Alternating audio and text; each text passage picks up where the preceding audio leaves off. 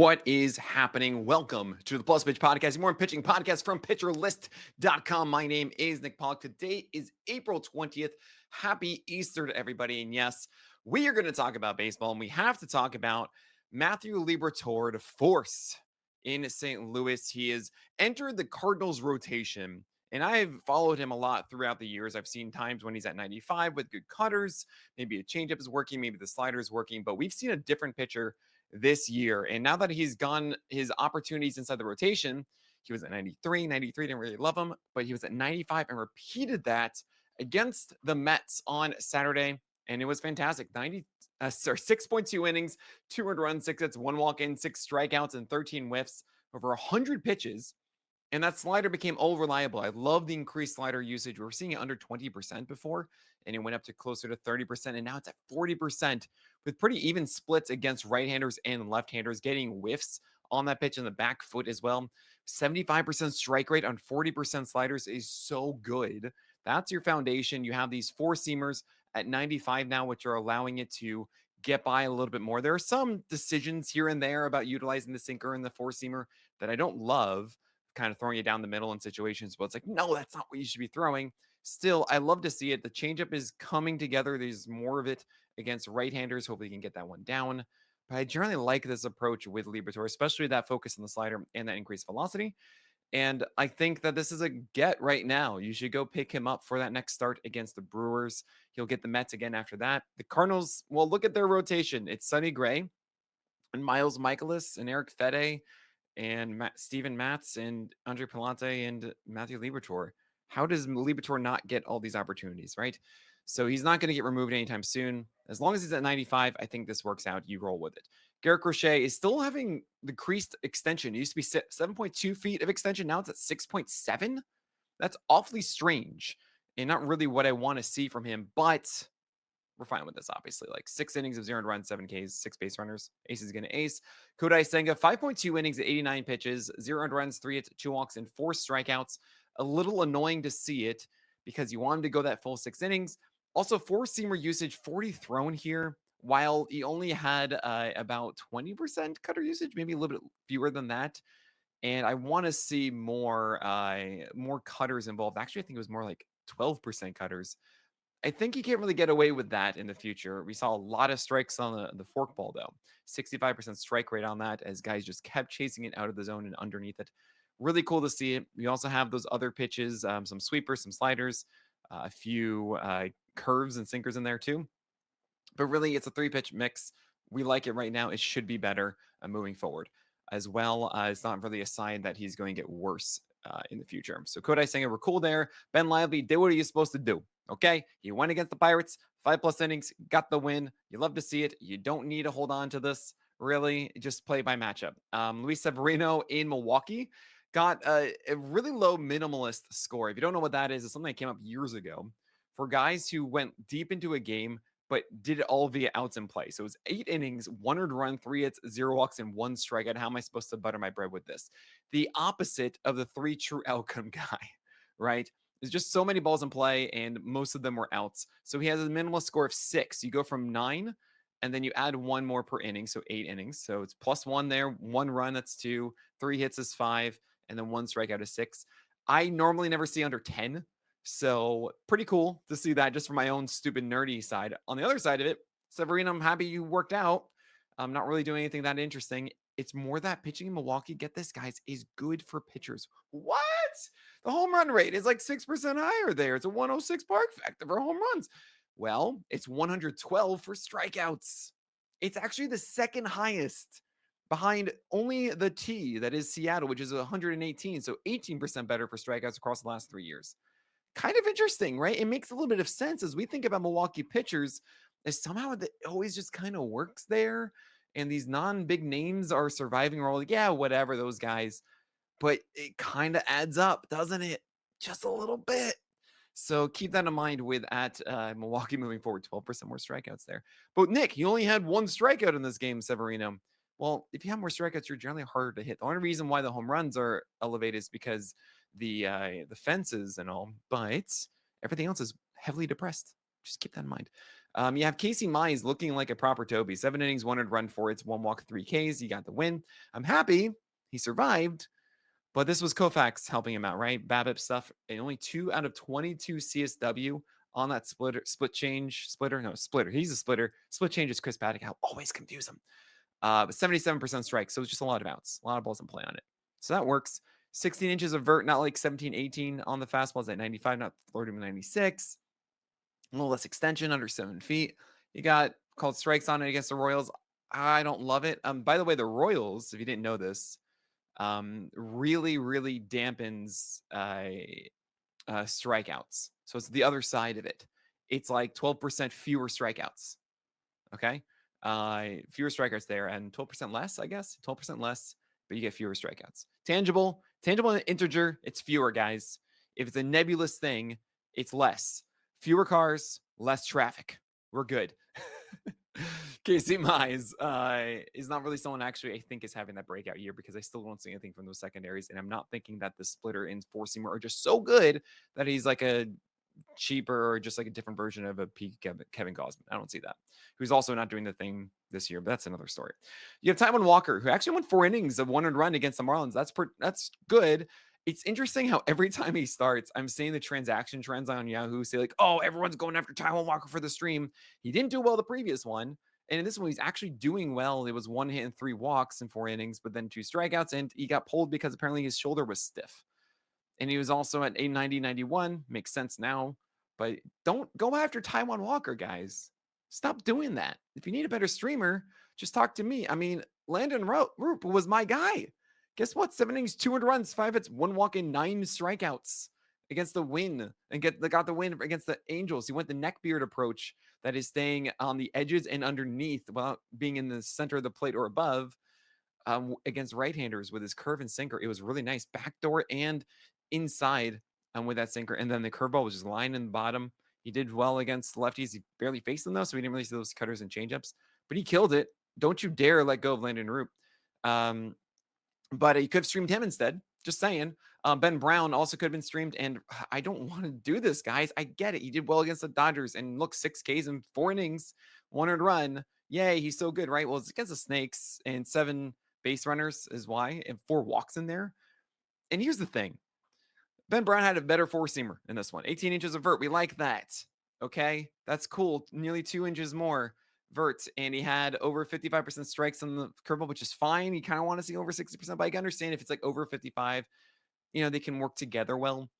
But that's really not enough. Like, you need that to be at its absolute peak for Ben Brown to throw 100 pitches and get more than 4 innings. Why did he go 100 pitches despite having that vert and a generally good curve? I mean, not really 55%. You want like 60, 65. It's because he doesn't have a third pitch still. And I keep saying this. I keep yelling it, and everyone just doesn't care. That's fine. I will continue to be old man yelling at cloud. All right. But stop going after Ben Brown. It is not worth it. This is not your ceiling play that you might think it is. It's just a capped ceiling because he doesn't have a third pitch, and the 4-seamer is not ultra dominant. Now, if there are going to be games that the 4-seamer is at its peak and the curveball is 65 to 70% strikes, and that will be a good one. Nice, great, but you shouldn't be happy with this start. Okay, this is not enough for you to justify everything. We had an opener for Simeon Woods Richardson. I think this is the first game all year that I've seen an opener, and I hate it so much. It just bothers me immensely. 4.1 innings of 300 runs, 7 hits, 1 walk, and 3 strikeouts. 94 miles per hour, which is good to see. 17 to 18 inches of vert, also good. 9 to 48 whiffs on the heater, great. Nothing else really. And also, honestly, this was really good command that we normally don't see against left-handers from Simeon Woods Richardson. I don't want to go for this. It was 4.1 innings, 300 runs, 8 base runners, 3 Ks. Just don't go after Simeon Woods Richardson, okay? Paul Skeens, ace is going to ace. Only 4 strikeouts in 7 innings. And 2 over 30 whiffs is not really what you want to see either. He still produced, which is cool, but it's also 11 over 30, 2 over 30 whiffs, on the splinker with the 4-seamer on 11% CSW is all just strange. So, it's weird. He threw only against left-handers. Didn't face a single righty. He threw a lot in the middle of the plate. I'm just saying that Skeens has a 25% K rate right now, and PLV projections was one of the few projection systems that didn't have him around like a 30% K rate, had him underneath it. And this is why, like, not as a 35% a strikeout guy. You have Nathan Eovaldi against going 6 innings, 200 runs, 5 hits, 0 walks, and 7 Ks. 11 whiffs, 34% CSW, 90 pitches. It's against the Dodgers. You should be really happy with this. The curve and the splitter were great down. Carter's for strikes. Good mix across also with his four-seamer as well. I mean, it's really just a good situation that Eovaldi is in at the moment. All right, we are going to jump to Roki Sasaki on the other side of that. And of course, we got to talk about this Mackenzie Gore starter. We're going to talk about all of that after this break. Roki Sasaki, 6 innings, 200 runs, 2 hits, 3 walks, and 4 Ks. This is more of the same. And he got away with this one because the splitter was as good as we've seen, getting more strikes than usual. We did also see the slider show up more than usual, which is great. He's trying it out. It's 81, which is underneath the splitter, so it's kind of harder as a bridge pitch. And also, he had a sub 50% strike rate. Also, his four-seamer is supposed to be hard, under 95. So it's a good extension, but it's weird to see 94.7 on that. Yeah, I'm not there. I still am selling Roki Sasaki. Chad Patrick had a good game against the Athletics here. Whoa, who's this guy? 6 innings, 200 runs, 7 hits, 0 walks, 7 Ks. Well, he pitches for Milwaukee. Guess what? 7 Ks in Milwaukee. Just saying from the thing I said before about Luis Severino. He gets the gold star because he is the most successful, not expected good start here. 10 for 42 whiffs on his cutter, which is in the mid 80s, let's say, where he got it away against righties effectively here. Had some sinkers coming back, playing that game really well against right-handers, saying, is he going to go off the plate or is he going to come back on the plate? That's cool. We don't trust him two first names, also because it's Chad Patrick. He's not that good. Mackenzie Gore had 28 whiffs and a 42% CSW in cores. So that's a golden goal for getting the both of course, the Gallows Paul and the King Cole. But this was the best commanded game I've ever seen Mackenzie Gore have against right-handers. Lefties, it was a little bit like, I overplay a little bit. But my gosh, his four-seamer was just lining the top of the zone absolutely perfectly. And I actually have an image for those who are watching on a live right now. You can see this as I zoom this out. You can see how absurd the four-seamer is at the top of the zone, and then curveballs and cutters down and into right-handers with changeups down there as well. It is unreal, and it makes all the sense why Gore was as effective as he was. 6 innings, 200 runs, 4 hits, 2 walks, and 13 strikeouts in cores. Maybe Gore just belongs in Colorado. And then wouldn't that be cool? We finally found the guy to be the best version of himself, or maybe the Rockies are just that bad. I don't know. This was awesome to see from Gore. I do not expect it to return. He didn't throw as many sliders to lefties because the curveball was just cooking as much as it was. Ace is going to ace from Michael King. You'll love to see that. Everything is cool. 5.2 innings, 200 runs, 4 hits, 2 walks, 7 Ks. Hayden Wesneski went against the Padres, 5 innings, 200 runs, 6 hits, 1 walk, and 4 strikeouts. I don't love seeing over 50% four-seamers to left-handers from Wesneski. I think there needs to be something else. Otherwise, it's really just sweepers and not much. And I don't like that. I don't want him to be a worse version of Fi. I want him to be doing other things. So I'm not as encouraged, but I think we're just going to keep rolling with this one. Logan Gilbert had a bad first inning. I was watching it live. I was so upset at his pitch selection, throwing these bad pitches over the plate, fastballs when he shouldn't. He adjusted 4.2 innings of 200 runs, 7 hits, 2 walks, and 9 strikeouts, 19 whiffs, 34% CSW, 102 pitches. It's one of those cases where the slider wasn't doing what he wanted it to do, sub 60% strike rate. Felt he had to do this fastball lot. The splitter really did save him, even though it was only 4.2 innings. Chris Sale, I got to mention, 4.1 innings of 200 runs, 6 hits, 3 walks, and 8 Ks, 98 pitches. He has not gone over 5 innings once this entire season. He has a 6.13 ERA and a 163 whip. Chris Sale, kind of bonkers, right? He hasn't had a single game under 200 runs either. He hasn't had a game over above 5. It's consistent of not producing like an ace. So, oh man, I got to bring him down the list tomorrow. I don't want to, but I absolutely need to. 53% strikes on the slider. Seth Lugo is doing Seth Lugo things. There's nothing to report here except that Savant made his curveball slurve now, which I didn't realize they even had the classification for. Fine, whatever. 6.2 innings of 300 runs, 7 base runners, 5 Ks. That's all fine. Poor quality start for Jose Berrios. 6 innings, 300 runs, 8 base runners, 3 Ks. Yeah, you don't want this if you're not in a quality start league because that is Jose Berrios. Stop rostering him in 12 teamers. Okay. Kyle Hendricks went against the Giants. We were hoping to get a good stream out of this. We were close for a quality start. 5 innings, 300 runs, 4 hits, 2 walks, and 1 strikeout. How am I supposed to butter my bread with this? Only 63 pitches. I'm actually curious why they went with Detmers after, but fine. So it goes. Shane Smith. This is kind of cool. He went against the Red Sox in Fenway. 4.2 innings, 300 runs, 4 hits, 1 walk, 3 Ks. Not an impressive line. But you can imagine that he'd go deeper into games in the future, 73 pitches. And we finally saw 96 on average, 96, 97 instead of like 95 or so, because he was pumping it at like 98, 99 early, and then it fell down to like 95 later on. But with every game, I think we're going to continue seeing better stamina from Shane Smith, that he can actually go 85, 90 pitches and hopefully be holding 96-mile-per-hour velocity by the end of it. So he does get the Twins and Brewers next. You might want to push it there. But at the very least, right now, we're okay. We understand the progression with Shane Smith, and he hasn't been a must add yet. I think we can wait a little bit longer. We might start seeing it as soon as the next outing because it is the Twins. You might as well just try that. Brandon Young against the Reds. I watched this. He's not special. I'm so sorry. He has a really big, massive two-playing curveball, but the fastball is not that good. This changeup isn't, and it's like he needs to be perfect with his precision to make this work. Brandon Young isn't doing that. I'm so sorry, Orioles fans. You need something. It's not this guy. 4 innings, 300 runs, 7 hits, 3 walks, 3 Ks in his MLB debut. We'll see if we get something more from another start. We never start guys in their MLB debut. It's always a little bit different, so we'll see what happens. Carlos Carrasco tried his best. 4 innings, 400 runs. Yeah, don't go with Carrasco unless you're desperate for a win. And hopefully you can go 5 and get it in the future. Shane Baz, 3.1 innings to 500 runs, 4 hits, 4 walks, and 3 Ks. Disappointing as the curve and four-seamer were not as consistent as we've seen, and the changeup became a little bit easier because of that.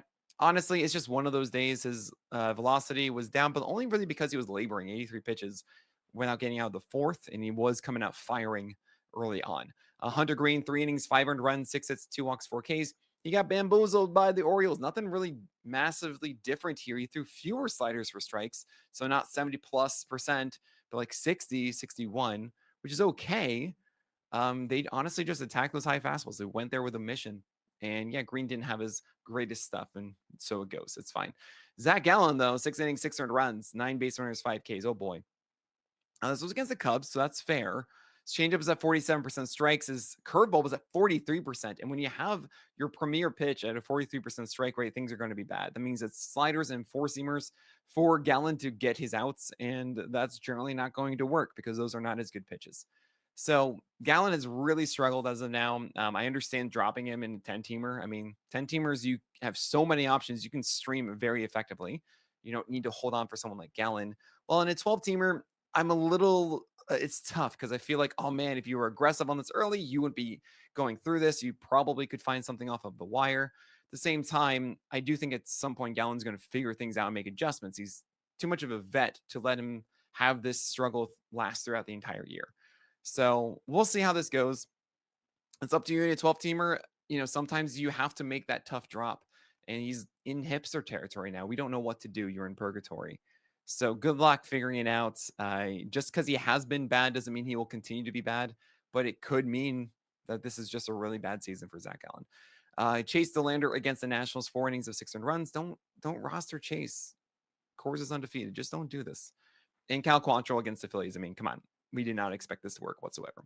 All right, that is it for today. Thank you all so much for listening. My name is Nick Pollock, and may your BABIPs be low and your strikeouts high.